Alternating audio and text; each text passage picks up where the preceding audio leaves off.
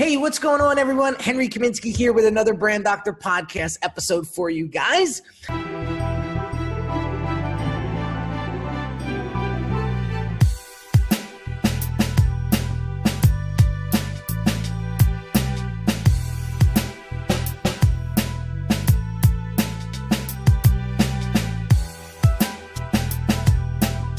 As we continue our female entrepreneur showcase this week, we have another amazing entrepreneur as a guest today. I want to introduce Tonia Adleta.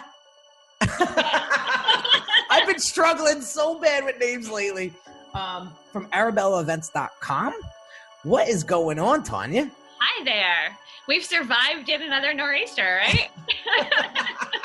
We have just been getting pounded the past couple of weeks. Like, I'm surprised you can still see my house. It's bad. I literally had to pause for a second earlier just to restock the fireplace. So this is literally the fireside chat as far as I'm concerned. I love it. Well, listen, I want to thank you for stepping up to the plate and being part of the show today. I know a mutual friend had connected us, and I was saying, to my Facebook community, I really wanted to show more of a female presence on the podcast. And I just had the opportunity this week to interview some really awesome and inspiring female entrepreneurs. So I'm so happy to have you today. And so as we dive into today's show, like I said offline, it's very casual, it's very fireside, and I want to get to know you a little bit more. Our audience wants to get to know you a little bit more. So how did you get into your field of work? I want to start from the bottom. Start all the way back. Well, we're going really far back. We're going to, let's call her a sophomore, maybe junior in college with a stack of Martha Stewart wedding magazines who wasn't seriously dating anybody. So we're going way, way back here. And that really, it became this thing where I knew I wanted to be a wedding planner, but I didn't even really, no one knew what that was yet. And the funny thing is that when I started my first planning company when I was a junior in college. And one of my first weddings, I had a groomsman who for his very life could not remember my name. It was just after the movie The Wedding Planner came out with Jennifer Lopez and Matthew McConaughey. Uh-huh. He called me J-Lo all weekend long. It was one of those things I'm like, okay, well, I don't know if your audience is comfortable with cussing. I'm like, I don't think I have the behind to pull that off. However, at least you know what my job is here. So it was just kind of this funny moment of well, I guess I'm doing what I'm supposed to be doing because, he knows who I am in that capacity. So that was kind of a funny start to the whole adventure. That is so funny. So now you've developed a brand called ArabellaEvents.com. So I want to dive into that and how that sort of transpired into, what it is today. Sure, absolutely. It's so funny to me because I think the process of becoming an entrepreneur is very different from the process of being an entrepreneur. And there's so much to learn, there's so much to experience in both of those journeys. When I started the first planning company as a junior in college, I would have no idea all the twists and turns that my life would have taken that now lead me to where I am now as the owner of Arabella. So even just the idea of Arabella. Arabella is the name of my grandmother's great-grandmother, and I am the genealogy nerd in the family. I received a stack of documents from way back when, one of which was a love letter that was written to Arabella in 1812. And just this idea of the legacy of a love story. I mean, we talk about branding, the branding found me as much as I found it. And I am a huge romantic, all of the things that a wedding planner should be, I probably fit that bill. So becoming the owner of this, creating this entire entity that lives outside of me, I think I'm sure you could identify as entrepreneurs, we invest so much of who we are into the brands that we build and the experiences that we create. So that has been something that I've had to learn how to make that happen without me being at the center of it and really be able to scale the business so that it's not completely dependent on me. So really, I mean, it's been quite the experience from every which direction. So this is where I want to get into the juicy stuff, right? So as you're building this brand, what were some of the challenges that you faced, early on, and how did you overcome those?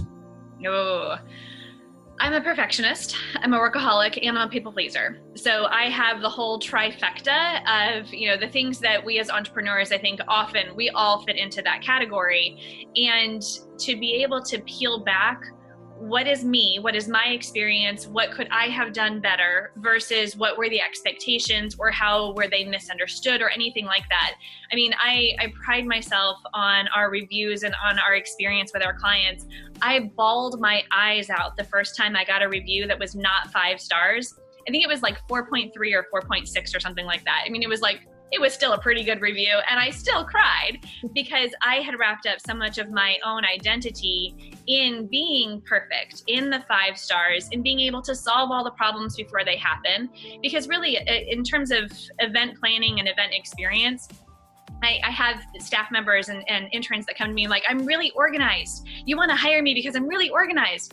That's great. That's like 1/4 of what I need. I also need to know how you can pivot, how you can solve problems before they happen, and how you can make it happen as if none of that occurred at all. Like, the epitome of grace under fire. So being able to learn how to do those things, how to find those things in employees and in staff members, and coach them in the same process. And at the same time, set the expectations of the clients, knowing that we can absolutely exceed them when they're sane. Because, sometimes the clients are not so sane, especially when you're talking about weddings. And especially this upcoming generation has some very unique perspectives on things. So, I sound so old when I say that. It all goes into play. And I think for me personally, a lot of it was, not to get too woo-woo, but a lot of it was my own personal stuff that I brought to the table. I had to really go deep and invest a lot of time and money and energy in understanding who I was, what made me tick, how I needed to get refueled, all of those types of things. Because the creativity really, it's inspiring, but it does take a lot out of you if you're not careful too. Oh, I love it. I love it. I mean, it's funny how you say all of this because it brings back memories. When I first started my career, just professional career right out of college, which reminds, I don't know if you ever heard of Kutztown University, but it's right outside Philadelphia where you're from. And I spent 4.5 years there. So I spent a lot of time in Philly. I love that city. But getting back to when I first got my first real gig, I was working at Hackensack University Medical Center, and I had worked my way up into a event director sort of role in the children's hospital. And what we did was we I was in charge of creating fundraising events to raise money for sudden infant death syndrome. That's a very tough, thing to raise money for, especially when you don't know a lot about it. Right. But I remember planning those events, and we used to do decent sized events, and there's so many moving parts.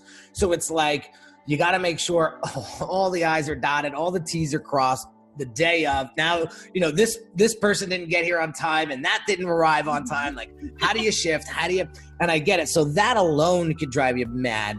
And then if you don't have the right mindset to handle all of that, that could bury you, because a lot of what branding is the experience that somebody has with you as an individual, with you as a business. When they come and experience your website, that's another feeling, So I totally get, if you don't get your mindset right, and listen, I'm all into the woo-woo stuff. I'm a firm believer of, there's a bigger presence out there than what we see. And there's a lot of, the word energy is getting thrown around a lot lately. And instead of pushing it away, I'm curious about it. And I've been studying a little bit, and man, it's so true. What you want to happen in your life is what you're going to get. And you just got to think it. You got to believe it. You got to own it. You got to ask for it, and it sounds so crazy, but this past couple weeks, I just been, I would ask for things and they would just appear. And I'm like, this is just creepy. So I'm just going to keep doing it though, because I really like the outcome. That's awesome. But anyway, as we continue on your entrepreneurial journey, so now it's 2018. You just mentioned that your audience has sort of shifted in a sense. So now, what are some of the things that you're doing to actually grab the attention of your audience today? That's a good question. And it's interesting because I find myself a little distracted, to be quite honest. And we joke around in the entrepreneur circles about the shiny object syndrome, this idea of like, oh, I'm going to go do this and I'm going to go do this. I've been developing a program that will allow me to shift out of one-on-one work being the primary in the wedding field. So for one, that takes up a bit more mental shelf space, but two, it allows me to serve the audience in a way that they're asking to be served, that up until this point, I'm kind of like, no, it has to be me. I have to be the one tearing down a wedding at 2:00 in the morning. Clearly, that does not need to be me. It took me like a good 5 years to figure that out. But I think being able to look at things in a different perspective has given me a whole new insight to the different things that I can do with my 20 years of experience to really leverage that and yet not have to be the one striking a wedding at 2:00 in the morning. So all of that to say, what we are doing differently as a brand in 2018 is I'm super excited. We're getting ready to launch weddingplanningdiy.com. And this is a video module based program that is it's a membership site. And you can go and you can watch all of the videos or as many as you feel like you need during this time. And we also have different tiers available where people can come and they can actually have a consultation with us. We have a monthly Ask the Planner webinar that you have access to as well. So it's almost this idea of, for the couple that was never going to hire a full-time wedding planner or they want to do it on their own anyway, this is that gap in between hiring a wedding planner and knowing what the heck to do if you're doing it on your own. Because you can find checklists and, budget tools. You can find all the stuff that you need online. They'll tell you what to do and they'll tell you when to do it, but no one's telling you how. And that's what this video course is really all about. It's to bridge that gap between the two. So between that, and then we have another new thing that we're launching at the end of the year called Love Letter Flowers. And again, this is for the couple that wants everything to be pretty, but they don't really care which flowers you're using, they might want the right color palette, but the rest of it, they just want something pretty. They're not going to sit there and micromanage the design process. So because of that, we can be more effective with our time and energy and resources to have a lower price point, have something beautiful, add it to the shopping cart, let us know where to deliver it, or you're going to come pick it up. And it's just so much more simple than a lot of the very involved, labor-intensive, custom designed type of work that we've been doing up to this point. So we've got all sorts of fun stuff in the works. I love it. I love it. I love it. I love it. Did anyone ever tell you that you are extremely articulate when you speak? Thank you. I'm very impressed with that. Because podcasts, especially if you don't do them often, they could be extremely sort of, you could get anxious, and you are just like crushing it. It's funny because that's probably part of the thing that's distracting me as well. I've been doing so much more speaking and training and my own pet project with the Single Parent Summit. All of these things, I get the opportunity to speak more, and I really enjoy it. So that's one of the reasons why I want to create more time out of the wedding entity to be able to do these other things as well. So thank you for the compliment. I appreciate it. You're very welcome. So now talk to us real quick about this little pet project that you got going on here, because you kind of talked about it and you kind of just like glazed over it. So I want to hear more. Well, honestly, this is something that I launched last summer, and it was the idea, well, for one, again, I will admit to a little bit of shiny object syndrome, just a little bit though. It was something that was presented to me, this idea of the single parent entrepreneur. No one's talking to them. And I was challenged, like literally specifically, a dear friend said to me, Tonia, why aren't you talking to them? You are one, and you've already done this. You need to be more vocal about it.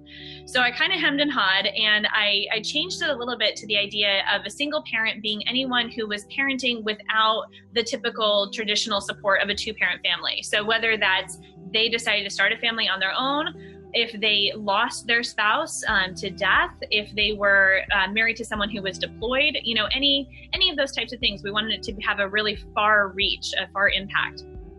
So I wanted to create something that I would have loved to have gotten my hands on 10 years ago when I became a single parent. And that's really what the entire thing became. So from 0 to 9 weeks later, we had an 11-day event with 45 speakers, and it was amazing. And now I'm at this point of going, oh, what are we going to do now? So I'm not sure yet where it's going to go, but there's a couple of really great things. Some things that people are asking for is how we can better equip our children's brains, and addressing things like ADHD and nutrition and, all of these different moving pieces. Again, as a single parent, when you have a child who has special needs, needs more attention on certain things, it's all the more pressing, and you feel all the more isolated because it's up to you to solve everything is the pressure, is what it feels like. So we've got a few fun projects in the works. I have no idea what format the summit's going to take this year, but I know it's something that I feel very strongly about. If we can impact the life of single parents and empower them to power is such a frou-frou word now, but to literally give them the tools to change their mindset, to change their behavior, we can single-handedly impact an entire generation of those children their lives are being changed because we're changing the parents. And that is incredibly exciting to me. Oh, that's awesome. That is so awesome. I have a 7-month-old, and I give you so much props for being a single parent. I mean, I don't know how the hell you guys do it. I mean, my wife and I struggle, and we both got it. Yeah, anybody will. Right? So like we both got each other's back, and we both look at each other sometimes and we're like, how the hell? And my father raised me as a single parent. So like, it was very interesting growing up that way. I mean, he was mom, he was dad, he was, he was so many different roles in my life, and he did such a good job. I mean, every time I see him, I thank him, because I don't know, now that I'm a parent, I don't know. So I give you so much props. So I might know the answer to this question already, but I'm going to ask it anyway. Let's hear it. What drives Tonia? Like, what makes Tonia get up every morning and crush it as an entrepreneur? That's a good question. I think it really comes down to 3 things, and it's care, creativity, and connection. And pretty much everything that I do falls into one of those 3, or it's a hybrid of them. Everything from the clients that I work with to the work that I'm doing, as a thought leader and a speaker, everything comes down to those 3 things. And I had to learn the hard way that the care component needs to start with self-care. And I literally discovered that piece unconscious on the bathroom floor after the divorce from my kid's dad, because I was working, 80 hours a week trying to put all the pieces together. And my body was just producing so much adrenaline that my heart couldn't keep up with it. So I love to say, there's a quote from Plato, "The unexamined life is not worth living." And that was the first time that I've always loved that quote as a kid, but that was the first time that I took the time to answer the question and to really take the time to spend in self-reflection and self-development. And everything about my life changed from that experience. Not so much that it's the whole oh, there was this magical moment. It took a lot of work. It was a lot of micro changes along the way. But now being able to take the time and look back, I can identify those 3 pillars of care, creativity, and connection being what really drives me to make an impact and to make a difference with what I do. I love it. I'm just taking notes here because that will be the title of this podcast. That's awesome. I try to find the nuggets, the magic moments in the episode to really highlight. And when I tell you, that is it right there. I mean, we all have coaches, we all have mentors, and I am blessed to have a couple of coaches in my life right now that have just really helped me get to where I'm at mentally, physically. And I can't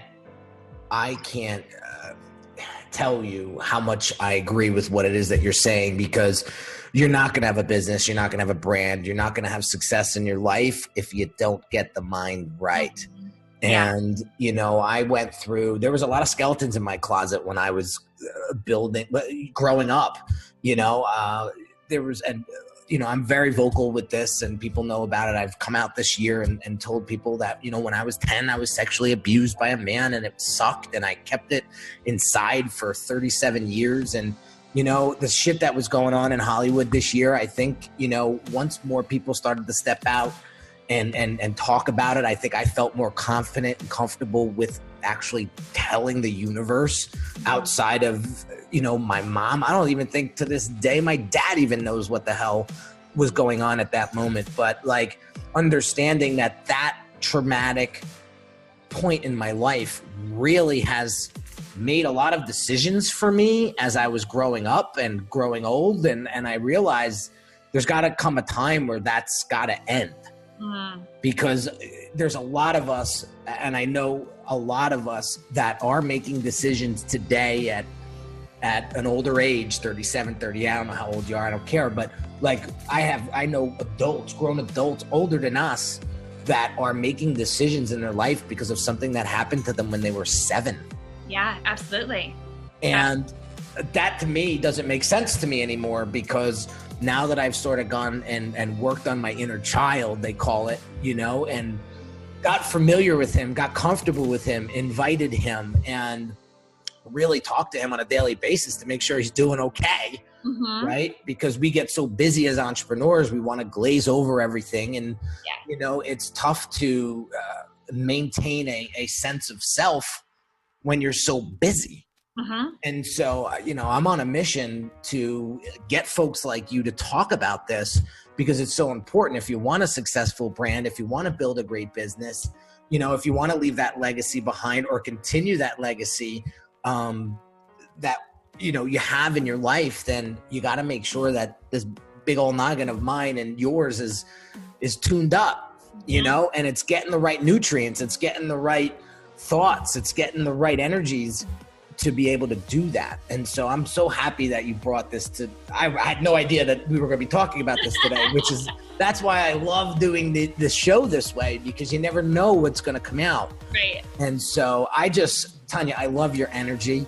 I love your mission. I love that you are trying to impact this world and make it a better place. And you're trying to do that by inspiring single parents to do their thing and to level up and to know that there's help out there. I just think that is absolutely amazing. I also think your businesses are very inspiring, because a wedding, is a very beautiful moment in anyone's life. I'm going to be married 7 years this year, and it feels like it was yesterday. And, I'm just blessed to have had that day and how special that day is. And I could just tell your personality and how you connect with your clients. I can only imagine that you probably make that day probably the most unforgettable day in anyone's life. So for those of you guys that are in need of any sort of wedding planning or any sort of direction, Tonia's your girl. Thank you. So any parting words before we leave to those entrepreneurs out there, specifically females that are trying to get ahead, trying to just figure it out. They're trying to get some momentum going to build this business, their dream, their passion. What's one thing that you can leave them with today? Oh, another good question. I think probably one of the first things I would say is just to remind them that self-care is not selfish. And if anything, it's a necessity if we're to be of true service in the world. I think so often, especially as women entrepreneurs, we tend to take on the role of caregiver to anyone and everyone, whether it's a service-based business and we're taking care of our clients, or if it's at home and we're taking care of all the moving pieces there, especially if we're in a sandwich generation and we're taking care of older parents and also raising children. We are caregivers by nature, and so often we desperately need the care that we're giving to everyone else. In order to really move the business forward, to move our lives forward, to make the kind of impact we want, we have to put ourselves back on the to-do list and be able to really prioritize taking the time to get to know, like you said, the inner child. Who is it that we really are? What lights us up? What is the impact that we could make with the right support system around us? Because there is so much that's here and waiting for us. The universe is cheering us on and enabling, all of these wonderful people to come to our support once we have the clarity to know what it is that we want. And I think that is an investment worth making time and time again. That's awesome. Well, there you have it, guys. Very wise words from a very successful female entrepreneur. I love it. I love it. I love it. Thank you so much for spending the time with us today. I learned so much. I mean, I love what you're doing. I think the biggest takeaway that I got was at the end. Self-care is not selfish. I love that. I love that. So there you have it, guys. Another Brand Doctor podcast episode in the books. Real quick, if you haven't joined the Facebook group, The Brand Doctors Hangout, head over there right now and come join us. It's a bunch of entrepreneurs just trying to help each other build each other's business and brand. If you haven't subscribed to this podcast yet or shared it with a friend, I thank you in advance for doing that. I will continue to bring you as much value as I possibly can and bring on more amazing guests like Tonia. Thank you again for listening to the show, and I will catch you on the next episode. Thank you so much for having me.